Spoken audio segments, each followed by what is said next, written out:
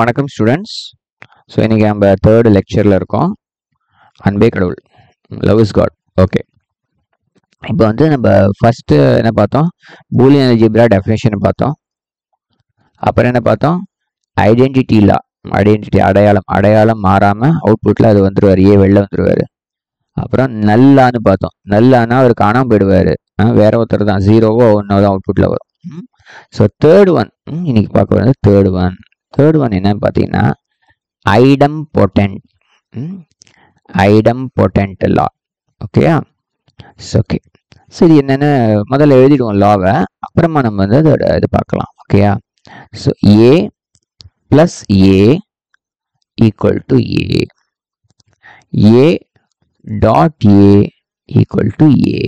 இதுதான் அந்த லா. ஓகேயா? இது எப்படி ஞாபகம் வச்சுக்கிறது அப்படின்னு ஒரு டவுட் வருது இல்லையா? ஸோ ஏக்கு பதிலாக ஃபர்ஸ்ட் ஏ பிளஸ் ஏ என்னவா இருக்கும்னு பார்க்கணும்னு வச்சுக்கோங்க. ஏக்கு பதிலாக 0 கொடுங்க. 0 + 0. ரெண்டு சுவிட்சுமே ஆஃப்ல இருக்கு, light எரியுமா?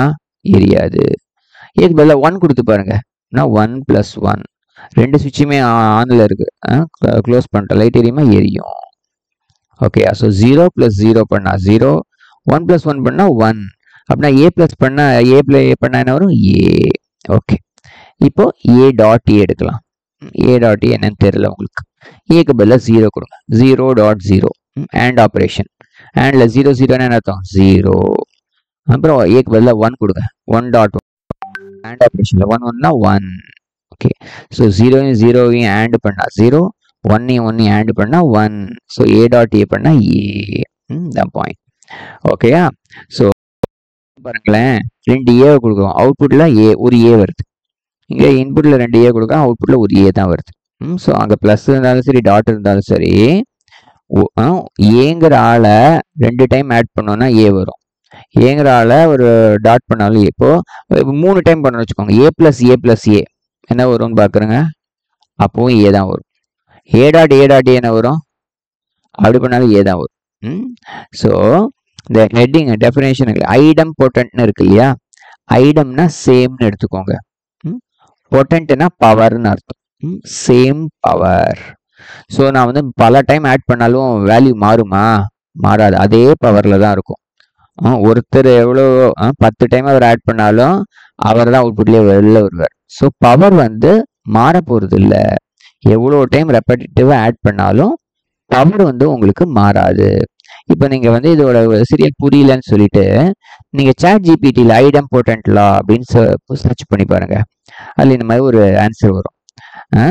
A Boolean variable combined with itself, ஏவை ஏவோடே கம்பைன் பண்ணுறோம். எப்படி? via and or a dot A அப்படின்னு பண்ணலாம், ஏ + ஏ பண்ணாலும் ரிசல்ட்ஸ் இந்த சேம் வேரியபிள். இதான் பாயிண்ட். எவ்வளோ டைம் கம்பைன் பண்ணாலும் அதே ஆன்சர் தான் வரும். This law reflects the idea that repetitive applications of the same operation don't alter the outcome. So outcome வந்து மாறாது, எவ்வளோ டைம் ஆட் பண்ணாலும் அதே தான் ஆன்சர்ல வரும்.